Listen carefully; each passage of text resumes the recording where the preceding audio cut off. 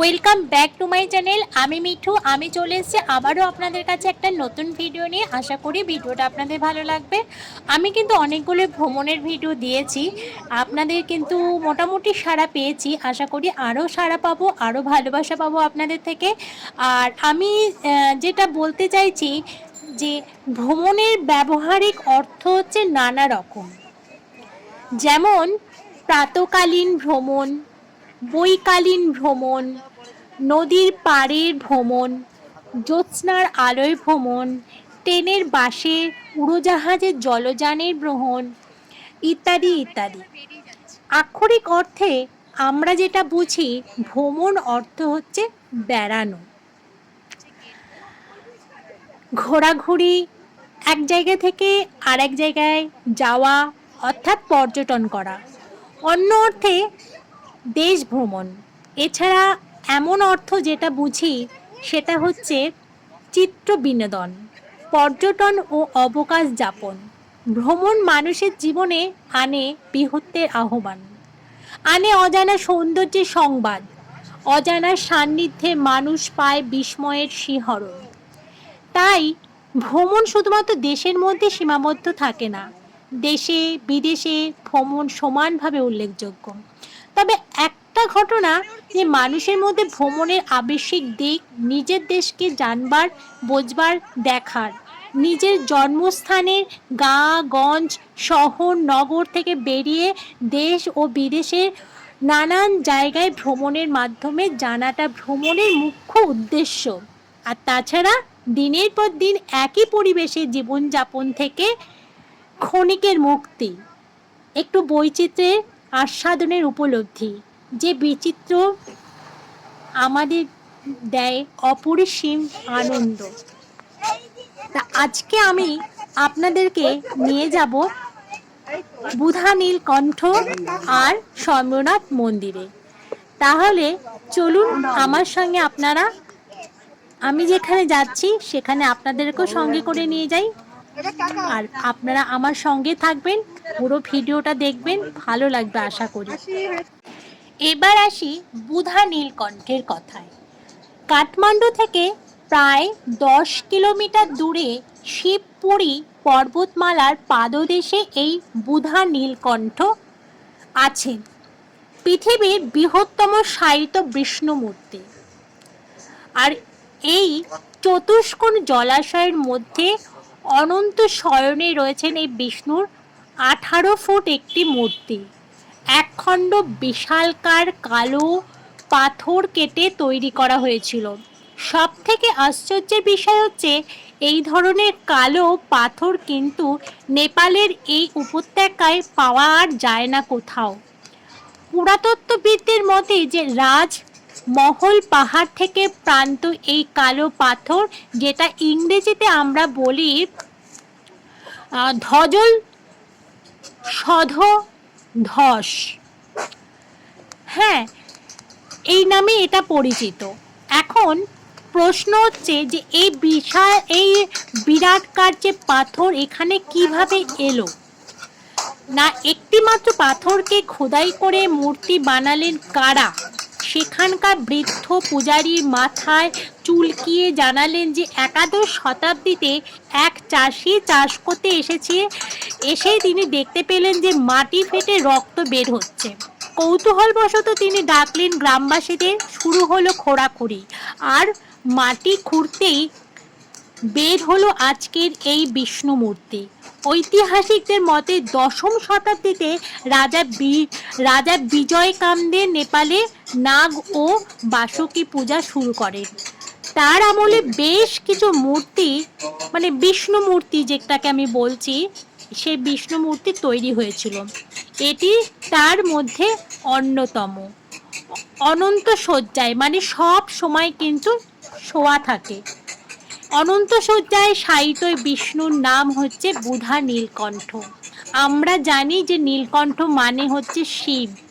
সেখানে ভ্রমণ করে আমরা খুব খুশি হয়েছি। চলুন এবার আমি যাব হচ্ছে স্বয়ম্ভনাথ মন্দিরে।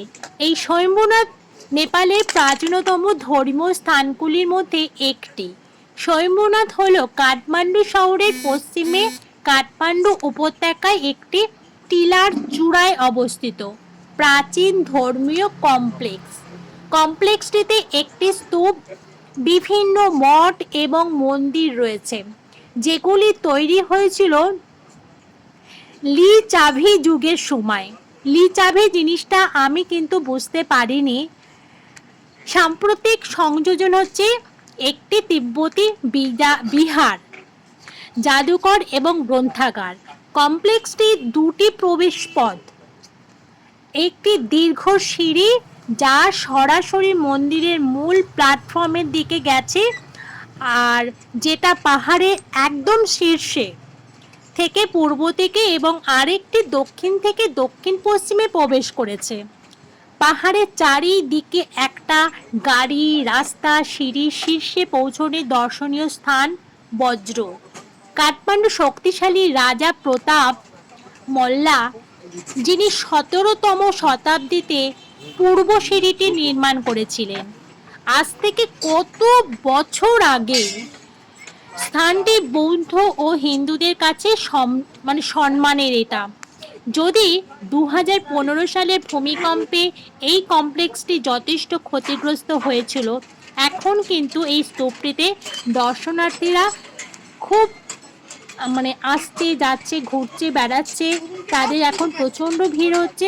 যখন এটা ক্ষতিগ্রস্ত হয়েছিল তারপর থেকে কিন্তু এটাকে আবার সুন্দর করে তৈরি করা হয়েছিল। দর্শনার্থীদের কাছে খুব প্রিয়, এটা একদম জনপ্রিয় বলে জানা গেছে। তা আমরাও কিন্তু এখানে এসে ভীষণ ভীষণ আনন্দ পেয়েছি। এত কথা কিন্তু আমি জানতাম না, তবে এখানে এসে আমি জানতে পেরেছি, আর গুগল থেকেও কিন্তু আমি অনেক কিছু জানতে পেরেছি। তাহলে চলো এবার আমার সাথে থাকো আর আমার সঙ্গে থাকো, বাদ বাকিটা দেখতে থাকো। এবার দেখো কত মোহামেডানের অ্যাংলোদের সঙ্গে দেখা হয়েছে। এবার একটা আমি সার্টিফিকেট পাবো। ওই দেখো আমাকে কিন্তু হাত দেখাচ্ছে।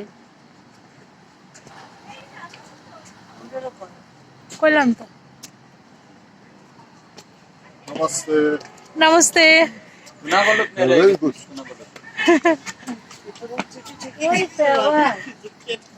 সার্টিফিকেট পেয়েছে, কানের দুলে সার্টিফিকেট পেয়েছে।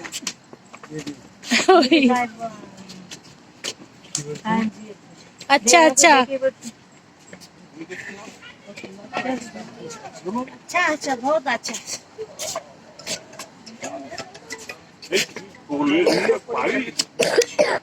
হ্যালো, তোমাদের সবারই তুলে দিয়েছি। এত সিঁড়ি আমাদের উঠতে হচ্ছে, যেহেতু আমাদের সঙ্গে সবই বেশি এজেড মানুষ রয়েছে, একটু তো কষ্ট হবেই। কি এত ভালো ভালো জায়গা দেখতে হলে, দর্শন করতে হলে আমাদের তো একটু কষ্ট করতেই হবে। তবু কষ্ট করেও কিন্তু আমাদের খুব আনন্দ পেয়েছি।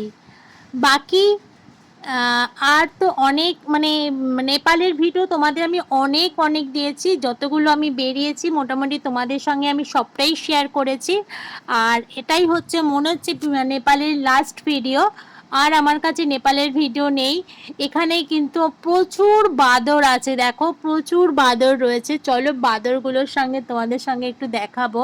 ওপরে উঠিয়ে প্রচুর এত বাঁদর, না কি বলবো, বাঁদরগুলো দুষ্টুমি করছে। আর জানো বাঁদরগুলো কি খাচ্ছিল তখন? থামস আপ খাচ্ছে, জানো, জুস খাচ্ছে, বোতল একদম শিশিগুলো এরকম উঁচু করে পুরো খাচ্ছে। কি ভালো লাগছিল দেখতে। চলো তোমরা দেখতে থাকো কিন্তু, আর আমিও কিন্তু পুরো মন্দিরটা ঘুরে নিই।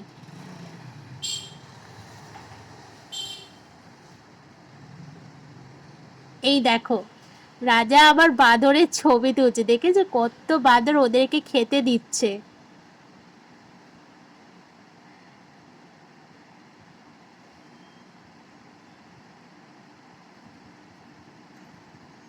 ওরা আবার ভয় পালিয়েও যাচ্ছে। আবার এখানে মামা বসেছিল, মামার ঠিক মাথার কাছে একটা বাঁদর বসেছিল। সেই ফটোটা এখানে দেওয়া আছে কিনা বুঝতে পারছি না, যাই হোক যদি থাকে তোমরা দেখতেই পাবে। ওই দেখো, ওই দেখো মামা বসে আছে, মামার পেছনে ঠিক একটা বাঁদর বসে আছে।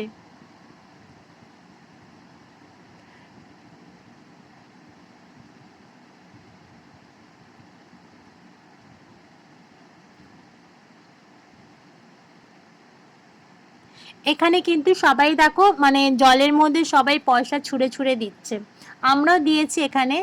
মানে পয়সাগুলো ঠিক প্রপার জায়গায় যাচ্ছে না, জলের মধ্যেই পড়ছে, ওরা জল থেকে পরে কালেক্ট করে নেবে।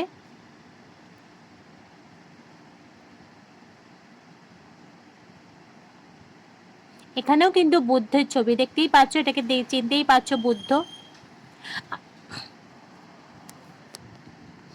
এগুলো হচ্ছে নেপালি কয়েন। আর এখানে আমরা টিকিট কাটতে গিয়েছিলাম, টিকিটের মূল্যটা আমার জানা নেই, ঠিক আমি বলতেও পারলাম না।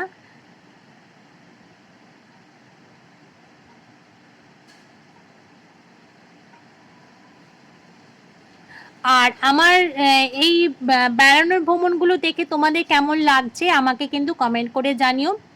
ভালো লাগলেও জানাবে, খারাপ লাগলেও কিন্তু জানাবে, তাহলে আমি বুঝতে পারবো এর পরবর্তী ভিডিওগুলো কিন্তু আমি আরও ভালোভাবে দেওয়ার চেষ্টা করব।